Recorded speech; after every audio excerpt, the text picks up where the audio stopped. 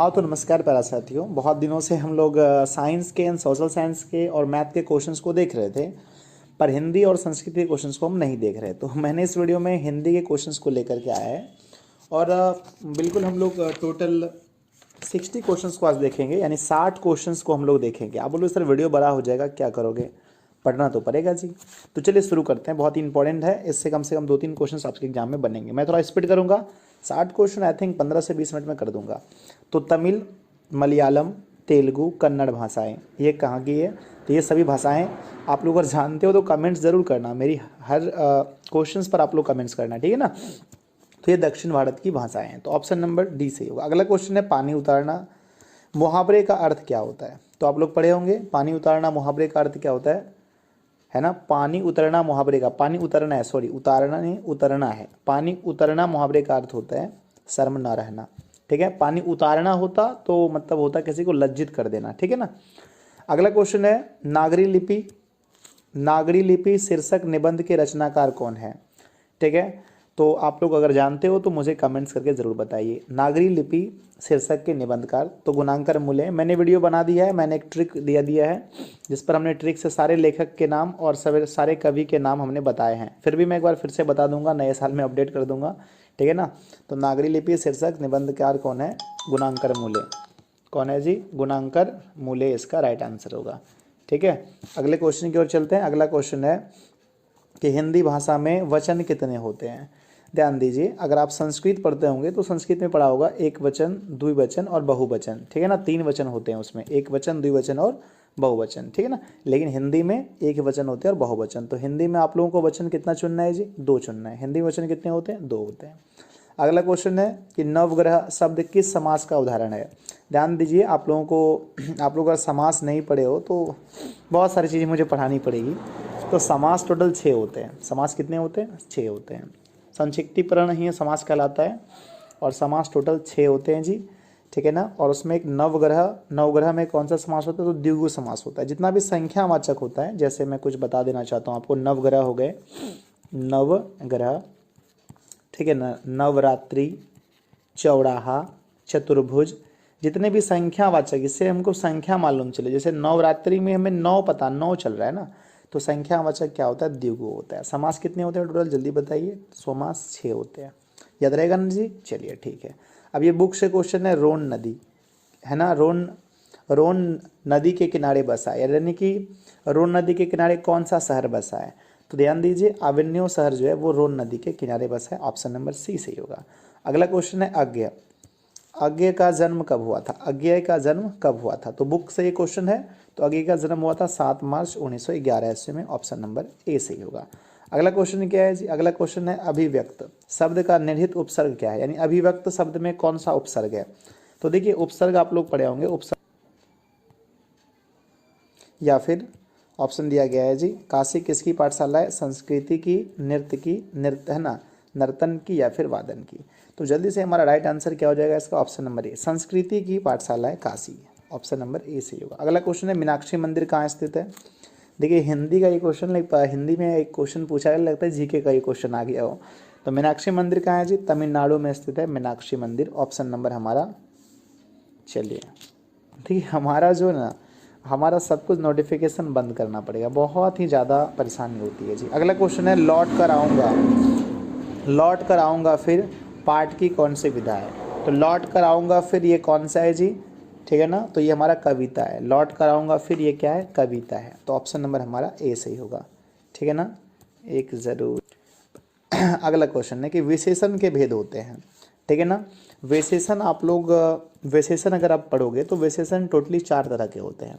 पहला होता है जी गुणवाचक विशेषण, दूसरा होता है जी सार्वनामिक विशेषण, तीसरा होता है जी परिणाम है ना, परिमाणवाचक विशेषण, और चौथा होता है गुणवाचक हो गया, सार्वनामिक हो गया, परिणाम हो गया। चलिए, उसके बाद जी संख्यावाचक विशेषण होता है। बहुत सारे मैसेजेस आ रहे हैं इसलिए मैंने वीडियो को बीच में रोका था, ठीक है ना। तो विशेषण टोटल 4 होते हैं। वचन हमने कितना पढ़ा? वचन अभी हमने पढ़ा, वचन 2 होते हैं, एक वचन और बहुवचन। पुरुष कितने होते हैं जी? पुरुष 3 होते हैं। संज्ञा 5 होते हैं, संधि 3 होते हैं, विशेषण हमने अभी पढ़ा था विशेषण 4 होते हैं, समास कितने होते हैं, 6 होते हैं। तो ये सब भेद आपको याद होना चाहिए, ठीक है ना। अगला क्वेश्चन है हमारा कि कुंवर नारायण चरित्र पाठ कौन सा है। तो कुंवर नारायण ने क्या लिखा, एक वृक्ष की हत्या, वीर कुंवर नारायण, ठीक है ना, ऑप्शन नंबर बी सही होगा। अगला क्वेश्चन है हमारा जी कि या लकुटी अरु कामरिया पर राज तिहु पुर की तजी डारो, इस पंक्ति के रचनाकार कौन है। तो ये पंक्ति बुक में आप लोग पढ़ेंगे तो इसके रचनाकार रस खान है, ऑप्शन नंबर हमारा सी से होगा। अगला है बुद्धिज्म एवं कम्युनिज्म के लेखक हैं, ठीक है ना। ये क्वेश्चंस कई बार एग्जाम्स में आए हैं और मैं भरोसा दिलाना चाहूँगा कि इस बार भी एग्जाम्स में ये क्वेश्चन पूछे जाएंगे। बुद्धिज्म एवं कम्युनिज्म के लेखक कौन है। तो बुद्धिज्म एवं कम्युनिज्म के लेखक बाबा भीमराव अंबेडकर जी हैं। अगला है संख्यावाचक विशेषण कौन है जिससे संख्या का पता चले। तो 4, काला, थोड़ा या अधिक। तो उन्होंने बोला था विशेषण 4 तरह के होते हैं, उसमें एक संख्या भी होता है, वो संख्यावाचक। तो 4 संख्या है जी। अगला क्वेश्चन है, आप लोग कमेंट जरूर कीजिए, ठीक है ना। अगर आप मुझे फेसबुक पर देख रहे हैं तो आप एक ही काम कीजिए, बस वीडियोज़ को शेयर कीजिए। और वॉच पार्टी तो आप लोगों को शायद आता है या नहीं पता नहीं, वॉच पार्टी अगर मारने आता है तो वॉच पार्टी मारिए। कहाँ मारोगे भाई, ग्रुप्स में मारिए, बहुत सारे ग्रुप्स में, ठीक है ना। वीडियोस को शेयर कीजिए, मेरा मनोबल बढ़ेगा ताकि मैं आप लोगों के लिए अच्छी अच्छी वीडियोस बनाऊंगा, ठीक है ना। आप लोग सपोर्ट करोगे तब, नहीं तो फिर मैं कैसे बनाऊंगा। नाना साहब का संबंध किससे। तो ननकाना साहब में गुरु नानक जी का जन्म हुआ था, पता है ना आप लोगों को, ये भी पाकिस्तान में पड़ता है जी, ठीक है ना। हेड आंसर का ऑप्शन नंबर ए। अगला क्वेश्चन हमारा क्या है कि रसखान किस विषय में सिद्ध थे। रसखान को किस विषय का ज्ञान अच्छा था। देखो सवैया छंद एक विषय है, इस पर उन्हें बहुत ही ज़्यादा ज्ञान था। अगला है ईश्वर पेटलीकर किस भाषा के कथाकार थे। ईश्वर पेटलीकर किस भाषा के कथाकार थे। तो गुजराती भाषा के, ठीक है। फटाफट आप लोग को देख लेना है स्पीड में सारे क्वेश्चंस को। अमरकांत का जन्म है ना किस ईस्वी में हुआ था। तो अमरकांत का जन्म हुआ था जी बी, ऑप्शन नंबर बी, 1925 ईस्वी में। देखिए 60 ऑब्जेक्टिव क्वेश्चंस आपके एग्जाम में आएंगे जिसमें से आपको केवल बनाने हैं 50। तो आपको टेंशन लेने की जरूरत नहीं है, 10 क्वेश्चन आप छोड़ भी सकते हो, बहुत अच्छा किया बोर्ड ने। अगला है भाववाचक संज्ञा। बात हुई संज्ञा की, तो सबको मालूम है संज्ञा 5 होते हैं। कौन कौन से होते हैं जी, व्यक्तिवाचक, जातिवाचक, भाववाचक, द्रववाचक एंड समूहवाचक। तो यहाँ भाव पूछा गया, मोहन ये तो व्यक्ति हो गया जी, सैना ये तो समूह हो गया जी, बचपन ये हमारा भाव हो गया, ठीक है ना। बचपन बुढ़ापा क्या होता है, केवल भाव तो है, तो ऑप्शन हमारा सी सही होगा। अगला क्वेश्चन क्या है, किशोर से मार खाने के बाद बहादुर, ठीक है ना, प्रतिरोध करता है, हंगामा खड़ा करता है, या चुपचाप कोने में खड़ा हो जाता है, या रोता है। तो आप लोग कहानी पढ़ना पड़ेगा इसके लिए। तो किशोर से मार खाने के बाद बहादुर ने क्या किया था कि चुपचाप कोने में खड़ा हो जाता है, ऑप्शन नंबर सी सही होगा।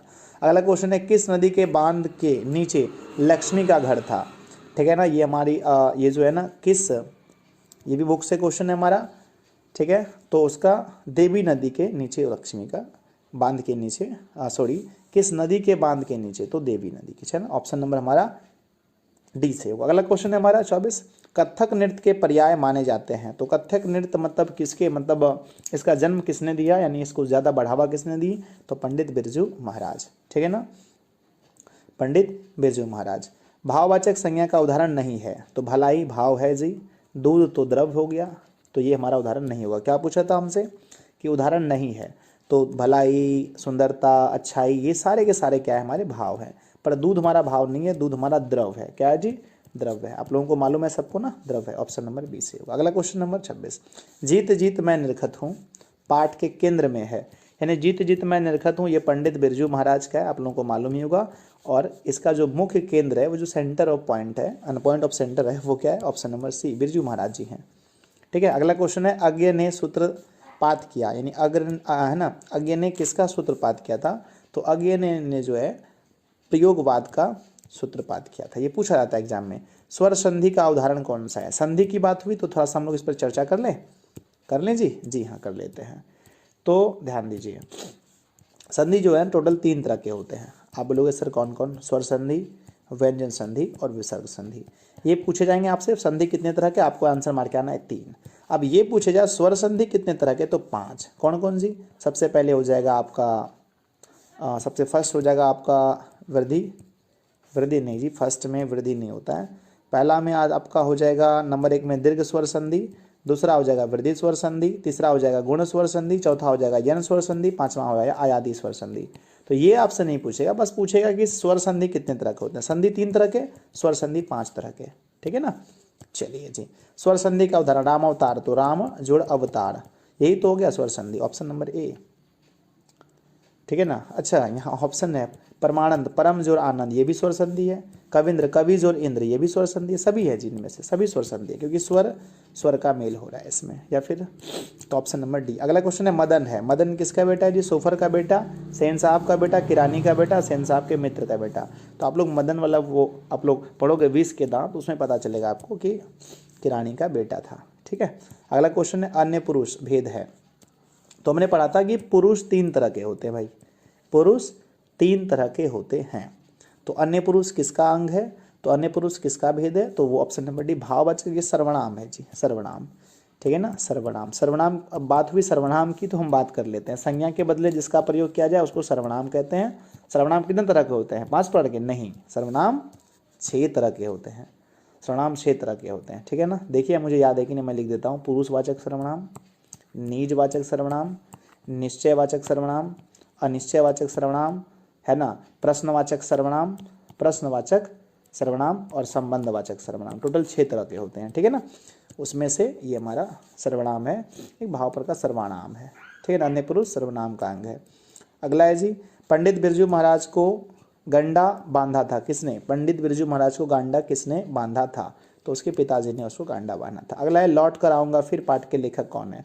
तो याद रखिए, हम ट्रिक बता देते हैं आज आपको कि लौट कर आऊँगा फिर, तो आप बार बार किसको लौटाना चाहोगे अपने जीवन में, ठीक है ना। लौट कर आऊँगा फिर, तो लौट कर आऊँगा फिर इसके लेखक है जीवनानंद दास, ठीक है ना। यदि आप याद रखना है कि जीवन जो है, जिस समय मृत्यु होती है व्यक्ति की, तो जाते समय जीवन कहता है भाई मैं लौट कर आऊँगा फिर। तो लौट कर आऊँगा फिर कौन आता है? जीवन। जीवन से याद रखना है जीवनानंद दास, जीवन से याद रखना है जीवनानंद दास। अगला क्वेश्चन है जापान पर परमाणु बम गिराया था किसने?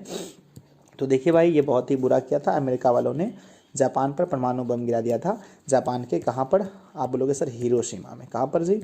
हिरोशिमा और नागासाकी, 2 जगह गिराया था, ठीक है ना। और बहुत दिक्कत हुई थी वहाँ पर, ठीक है। अगला क्वेश्चन है रोन नदी में है। रोन नदी कहाँ पर है जी? रोन नदी है, ये क्वेश्चन पूछे गए एग्जाम्स में कई बार। तो रोन नदी फ्रांस में है। कहाँ पर है? फ्रांस में। रोन नदी फ्रांस में है। द्विगु समास नहीं है, ध्यान दीजिए। द्विगु समास होता है जिसका विग्रह करने पर एवं एवं एवं या और आ जाए। द्विगु समास नहीं है। जैसे हम देखेंगे द्विगु समास में होता है जैसे भाई बहन, ठीक है ना। तो अच्छा सॉरी, द्विगु समास हम उसको बोलते हैं जिसमें संख्यावाचक हो। अभी तो मैंने बताया था थोड़ी देर पहले, द्विगु समास में क्या होता है? संख्या होता है, संख्यावाचक होता है। ध्यान दीजिए इसमें। त्रिलोकी मतलब यहाँ त्रि मतलब 3, शताब्दी मतलब 100 वर्षों का समूह शताब्दी कहलाता है। नवरत्न मतलब 9 रत्न, 9 रत्न होता है ना जी। तो यहाँ पर हमको क्या देखना है यार, तो यहाँ पर हमें क्या देखना है? द्विगु समास का उदाहरण नहीं है, तो ध्यान दीजिए ये उदाहरण नहीं है भाई बहन। आप लोग कैसे? तो देखिए भाई बहन ये जो ना, ये द्वंद्व समास का उदाहरण है। और द्वंद्व समास में ऐसे ही होता है भाई बहन, दादा दादी, नाना नानी, लोटा डोरी, ठीक है ना, ये सारे चीज़ होते हैं। भात दाल, समझे ना, ये सब चीज़ होता है। आई बात समझ में। अगला क्वेश्चन है लेखक अपने पिता से मछली क्यों मांगना चाहता था? अरे भाई क्या बात है, लेखक अपने पिता से, लेखक नहीं होगा मेरे ख्याल से, बच्चे होंगे मेरे ख्याल से, चलो कोई बात नहीं। 36 नंबर, लेखक अपने पिता से मछली क्यों मांगना चाहता था? तो कुएं में पालने के लिए, ठीक है ना। ये तो लेखक नहीं होना चाहिए, बच्चे अपने पिता से क्यों मांगना चाहता था, लेखक कहाँ मांग रहा था। चलिए अगला क्वेश्चन है कविता नहीं है। इसमें से कौन सी कविता नहीं है? 37 नंबर क्वेश्चन। तो अक्षर का ज्ञान ये कविता है, आप लोग पढ़े होंगे बुक में। स्वदेशी भी एक कविता है जी, हमारे नींद भी कविता है। शिक्षा और संस्कृति कहानी है। तो ऑप्शन हमारा डी, कहानी या निबंध होगा, ठीक है। अगला है हमारा कि मोहरा नदी शहर से दूर थी। मोहरा नदी शहर से कितनी दूर थी? ये भी हमें बुक में पढ़ने को मिलेगा, ये 3 मील थी। अभी आप याद कर लो केवल, ठीक है। अगला है राजदूत में कौन सा समास है? राजदूत का मतलब होता है राजा का दूत, राजा का दूत। जहाँ पर का के की ये सब आ जाए ना, ये तत्पुरुष समास होते हैं। तत्पुरुष वो भी कैसा? हाँ, संबंध तत्पुरुष समास, संबंध तत्पुरुष समास। समास कितने होते हैं? अभी हमने बताया था 6 होते हैं। कितने होते हैं जी? 6 होते हैं। कौन कौन होते हैं? पहला होता है तत्पुरुष समास, दूसरा होता है द्वंद्व समास, तीसरा होता है द्विगु समास, चौथा होता है कर्मधारय समास, चौथा है ना, 5वां होता है जी बहुब्रीहि समास, और छठा होता है अब यही भाव समास। आप लोग नहीं सर ये उल्टा पुल्टा आपने बताया। भाई कैसे बताया? 6 होते हैं ना, टोटल 6 होते हैं, हमने 6 का नाम बताया। राजदूत में तत्पुरुष समास होता है ना। अगला क्वेश्चन रिपीटेड हो गया क्या? नहीं। आवेन्यो नदी के किनारे अवस्थित है। आवेन्यो किस नदी के किनारे स्थित है जी? जल्दी बताना। तो आवेन्यो जो है वो हमारे रोन नदी के किनारे स्थित है। और कौन सा है ना, कहाँ पर है? हमने पढ़ा था शायद फ्रांस ना। अगला है गिरधर लाल कौन है? गिरधर लाल सेन साहब का मित्र था, सेन साहब का भाई था, मदन का पिता था, या सेन साहब का पड़ोसी? तो विष के दांत कहानी में आप लोग पढ़ेंगे कि गिरधर लाल जो है वो मदन का पिताजी था, ठीक है ना। अगला है कि संतु ... के मारे कांप रहा था। ठीक है, अगर आपको वीडियोज़ अच्छी लगती है तो मैं एक बार फिर से कहूँगा आप वीडियोज़ को शेयर ज़रूर करें, ठीक है ना। आप ये ना सोचें कि सर मेरे कमेंट्स को आप नहीं पढ़ रहे हो, ध्यान दीजिए, वो सब करने में वीडियोज़ बहुत लंबा हो जाता है। तो हम लोग एक बिल्कुल अच्छा वीडियोज़ लेके आए, आपके बेनिफिट की बात करते हैं हम, ठीक है ना। वीडियोज़ को ज़रूर शेयर करें। अगर आप मेरा नोट्स लेना चाहते हैं या फिर PDF खरीदना, तो नोट्स के लिए हम वीडियो के लास्ट में बताते हैं, आप ज़रूर देखिएगा। तो संतु ठंड के मारे काँप रहा था, ठीक है ना। ये मछली वाले कहानी का अंग है जी। बहुब्रीहि समास में क्या होता है? बहुब्रीहि समास में आप लोग पढ़ोगे उसमें कोई विशेष अर्थ धारण कर लेता है ना। कोई भी पद उसका जो है, कोई भी पद प्रधान नहीं होता है। बहुब्रीहि समास का मैं कुछ उदाहरण दूं? गजानन, गजानन, दशानन, वीणापानी, केवल देवी देवता सबके इसमें ज़्यादा आते हैं, जिसमें कि कोई मतलब तीसरा अर्थ निकल जाए, है ना। इसमें कोई भी पद प्रधान नहीं होता है। ऑप्शन नंबर डी, कोई पद प्रधान नहीं होता है। अगला क्वेश्चन है मैक्स मुलर के अनुसार सर्वाधिक संपदा और संसाधन और प्राकृतिक सौंदर्य से परिपूर्ण देश कौन सा है? भारत है जी। अगला है हमारा कमरुद्दीन का जन्म कहाँ हुआ था? कमरुद्दीन शेख कमरुद्दीन का जन्म कहाँ हुआ था? उसका जन्म हुआ था बिहार में। व्यंजन संधि का उदाहरण नहीं है। व्यंजन संधि का उदाहरण ध्यान दीजिए, व्यंजन संधि का उदाहरण कौन सा नहीं है? पहला है जी जगन्नाथ, ये तो होगा जगत जोड़ नाथ, ये तो व्यंजन संधि है। पुनर्जन्म, पुनर्जोन जन्म, पुनर्जोन जन्म, यहाँ देखिए ये जो है ना, ये वागिस भी हो जाएगा, वाक जोड़ इस, वागिस भी होगा, लेकिन ये जो पुनर्जनन है ये पुनः जोड़ जन्म होगा मेरे ख्याल से। तो ये हमारा ऑप्शन नंबर ए इसका नहीं होगा, क्योंकि ये इसमें विसर्ग आ गया ना, ये विसर्ग हो गया। अगला क्वेश्चन है बिस्मिल्लाह खां के परदादा उस्ताद सलार हुसैन खान ... के निवासी थे, ठीक है ना। तो वो कहाँ के निवासी थे? वो डुमरा के निवासी थे। मछली कहानी के लेखक कौन है? तो ध्यान दीजिएगा, मछली जो है ना वो कुमारा लोग खाते हैं। कौन खाते हैं? शादीशुदा लोग नहीं खाते हैं। ट्रिक मैं बता रहा हूँ, फालतू का ट्रिक होता है, बस याद रहे खाली, बस ट्रिक। तो मछली जी, मछली के लेखक कौन है? तो कुमार लोग, यानी कि विनोद कुमार शुक्ल, विनोद कुमार शुक्ल। याद रहेगा जी? हाँ बिल्कुल रहेगा जी। अगला क्वेश्चन है धर्मात्मा का संधि विच्छेद क्या होता है? धर्म जोड़ आत्मा, है ना। धर्मात्मा का क्या होता है?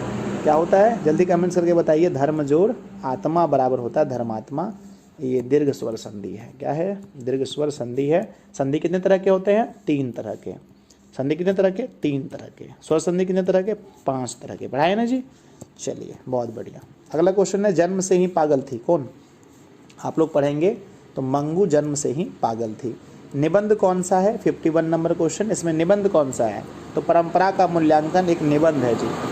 परंपरा का मूल्यांकन क्या? एक निबंध। अगला है संगीत शास्त्रांगत, है ना, सुरित वाद्यों में है।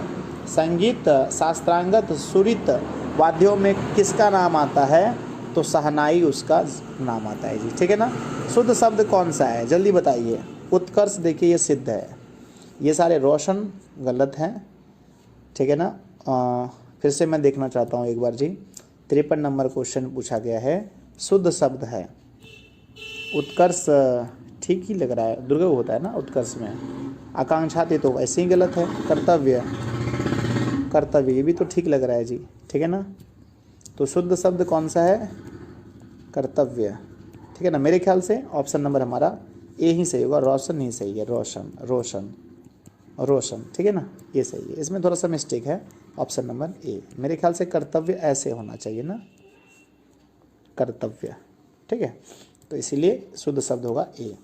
अगला मैक्स मुलर ... का विद्वान था। मैक्स मुलर कहाँ का था जी? तो मैक्स मुलर था जर्मनी का। जर्मनी का वो क्या था? विद्वान था। राजस्थानी भाषा के सफल कहानीकारक कौन थे? सावरदैया राजस्थानी भाषा के सफल कहानीकारक थे। अगला क्वेश्चन है बुढ़ापा में कौन सा प्रत्यय? मैंने बोला ना आपको पढ़ना पड़ेगा। क्या क्या पढ़ना पड़ेगा फिर से बता दूँ? आपको पढ़ना पड़ेगा मेरे भाई वर्ण के बारे में, व्याकरण में आपको शब्द के बारे में पढ़ना पड़ेगा। शब्द के बारे में पढ़ने के बाद आपको अच्छे से संज्ञा पढ़ना पड़ेगा, आपको सर्वनाम पढ़ना पड़ेगा, आपको क्रिया पढ़ना पड़ेगा, आपको काल कर पढ़ना पड़ेगा, आपको कारक पढ़ना पड़ेगा, ठीक है ना। उसके बाद आपको संधि पढ़नी पड़ेगी, उसके बाद आपको संधि विच्छेद पढ़ना पड़ेगा, उसके बाद आपको समास पढ़ना पड़ेगा, समझ रहे ना। उसके बाद आपको पर्यायवाची शब्द पढ़ना पड़ेगा, उसके बाद आपको पुरुष पढ़ना पड़ेगा, लिंग पढ़ना पड़ेगा, वचन पढ़ना पड़ेगा, समझ रहे ना। ये सारी चीज़ें आपको पढ़नी पड़ेगी। उसके बाद विलोम शब्द पढ़ना पड़ेगा, है ना। उसके बाद मुहावरे पढ़ना पड़ेगा, उसके बाद अनेक शब्दों के लिए एक शब्द पढ़ना पड़ेगा, लोकोक्तियाँ पढ़नी पड़ेगी, बहुत सारी चीज़ें जी। अब नहीं लिखेंगे, अभी भी बहुत चीज़ें। उपसर्ग है, प्रत्यय है ना, श्रुति संभिनार्थक शब्द है। चलो भाई आगे बढ़ते हैं, बहुत ज़्यादा हो गया ना। बुढ़ापा में आपा प्रत्यय है, आपा। सीता के कितने बेटे थे? आप लोग अगर कहानी पढ़े हो तो याद होगा, सीता के 3 बेटे थे, फिर भी खाने में दिक्कत थी बेचारी को। अगला है शुद्ध शब्द क्या है? यह मेरी पुस्तक है, रोटी ताज़ी है, दाल कच्चा, या सुरेश को पूछो। जल्दी बताइए कौन सा इसमें शुद्ध है, आप लोगों को भी थोड़ा टाइम दिया जाए। हाँ जी, यह मेरी पुस्तक है, ये बिल्कुल शुद्ध है, बाकी सब गलत है। रोटी ताज़ी नहीं होती, रोटी ताज़ा होता है जी, रोटी ताज़ा है। अगला है ढहते विश्वास कहानी में केंद्र किसका है? तो ढहते विश्वास कहानी में जो मेन चीज़ है वो चीज़ क्या है जी? बाढ़ की समस्या। आप लोगों को याद होगा लक्ष्मी नाम की एक महिला उसमें रहती है, बाढ़ की बहुत बड़ी समस्या। अभाव में कौन सा उपसर्ग है? अभाव में कौन सा उपसर्ग है? तो अ उपसर्ग है, अ उपसर्ग है अभाव में। कौन सा है? अ उपसर्ग है। तो चलिए, मेरे ख्याल से वीडियो आप लोगों के लिए बहुत ही ज़्यादा इंपॉर्टेंट होगा, बहुत ही ज़्यादा पसंद भी आएगा आप लोगों को, क्योंकि मैंने साइंस के तो बहुत सारे वीडियोस अपलोड किए हैं, विज्ञान सोशल साइंस के भी, हिंदी के भी, हिंदी के बहुत कम किए। इसमें ये वीडियो है, शायद दूसरा होगा मेरा ये, ठीक है। तो आप लोग वीडियोस को अधिक से अधिक शेयर कीजिए, जितना ज़्यादा आप लोग शेयर करेंगे उतना ही ज़्यादा हम आपके साथ बने रहेंगे, अभी से लेके एग्ज़ाम तक। अगर आप लोग मेरा सपोर्ट करोगे तो, नहीं करोगे तो भाई फिर भी बना ही रहेंगे। चलिए।